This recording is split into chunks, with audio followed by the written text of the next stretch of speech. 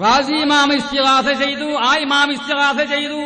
ഇതൊക്കെ നേരത്തെ ഞാൻ ചോദിച്ചില്ലേ, ലോകത്ത് ഏതെങ്കിലും ഒരു പണ്ഡിതൻ എഴുതിയിട്ടുണ്ടോ?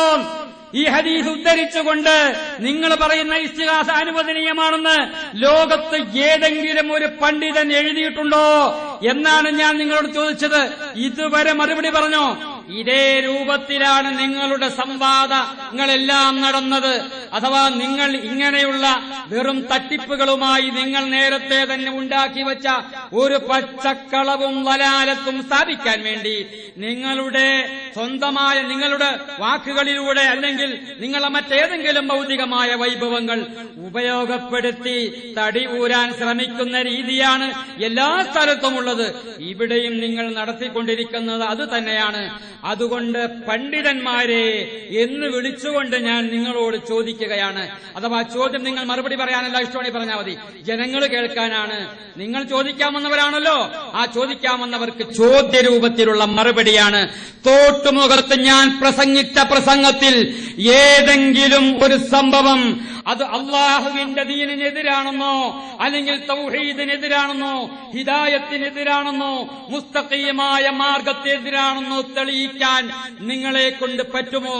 ഇമാം റാസി ഇസ്തിഗാസ ചെയ്തിട്ടുണ്ടെന്ന് പറഞ്ഞല്ലോ, ഏതാണ് ആ ഇസ്തിഗാസ? നിങ്ങൾക്കൊന്ന് കാണിക്കാൻ പറ്റുമോ? ഞാൻ ചോദിക്കുന്നതല്ല, നിങ്ങൾക്ക് വേണമെങ്കിൽ സ്വീകരിച്ചാൽ മതി. നിങ്ങൾ പറഞ്ഞ വാക്കിന് ചോദ്യരൂപത്തിൽ മറുപടിയാണ്. റാസി ഇസ്തിഗാസ ചെയ്തു എന്ന് പറഞ്ഞല്ലോ, ഏതാണ് ആ ഇസ്തിഗാസ?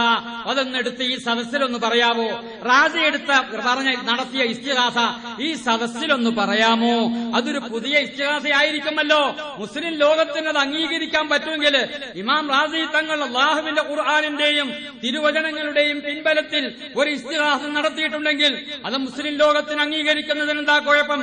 അതുകൊണ്ട് റാസി ഇമാം ഇസ്തിഗാസ നടത്തിയിട്ടുണ്ട് എന്ന് നിങ്ങൾ പറഞ്ഞത് ഒന്നിവിടെ പറയുക. നിങ്ങൾ വല്ലപ്പോഴും സംഭവം ഓർക്കുന്നില്ലേ? എല്ലാ സ്ഥലത്തും നിങ്ങളുടെ പതിവിതാണ്. ഈ പാവപ്പെട്ട മുസ്ലിം ജനവിഭാഗങ്ങളെ നിങ്ങൾ ഇതേ രൂപത്തില് വലാലത്തിലേക്ക് നടത്തിക്കൊണ്ടിരിക്കുകയാണ്.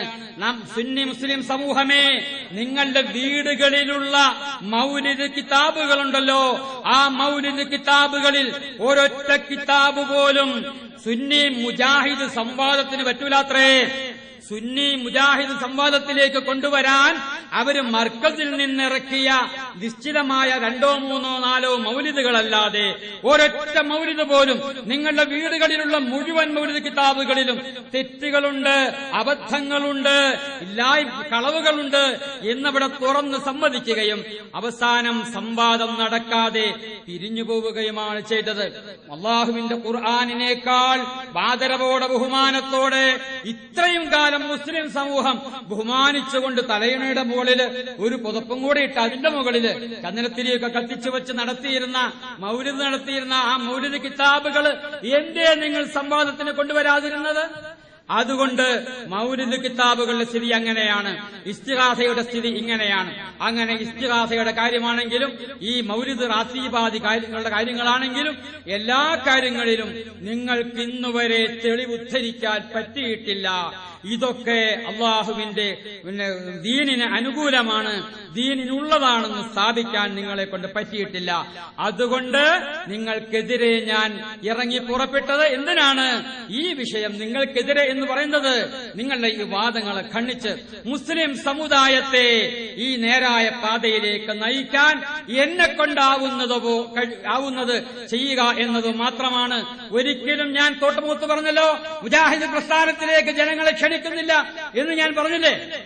മുജാഹിദ് പ്രസ്ഥാനത്തിലേക്ക് ജനങ്ങളെ ക്ഷണിക്കുന്നില്ല എന്ന് ഞാൻ പറഞ്ഞില്ലേ? പിന്നെന്തിനാണ്? ഈ സത്യം ബോധ്യപ്പെടുത്തലാണ് നമ്മുടെ ജോലി. അതുകൊണ്ട് വീണ്ടും ഞാൻ ഒറ്റ വാക്കിൽ മറുപടി ഒന്നുകൂടി പറയാണ്. പണ്ഡിത ലോകം ഇന്ന് വരെ ഈ ഹദീസ് ഉദ്ധരിച്ചുകൊണ്ട് നിങ്ങൾ പറയുന്ന ഇസ്തിഗാസ അനുവദനീയമാണ്, അത് പുണ്യമാണെന്ന് ഇതുവരെ സ്ഥാപിച്ചിട്ടില്ല. അതുകൊണ്ടാണ് ഞാനിത് നിങ്ങളുടെ മറുപടി അതേ രൂപത്തിൽ തന്നെ പറഞ്ഞത്. അഥവാ റസൂലുള്ളാഹിനോട് സ്വർഗം ചോദിക്കുക, ഹിദായത്ത് ചോദിക്കുക, ആഫിയത്ത് ചോദിക്കുക, അതേപോലെ തന്നെ നരകത്തിൽ നിന്ന് മോചനം ചോദിക്കുക, സന്താനങ്ങളെ ചോദിക്കുക, രോഗശമനം ചോദിക്കുക, അതൊക്കെ അല്ലാഹുവിനോട്.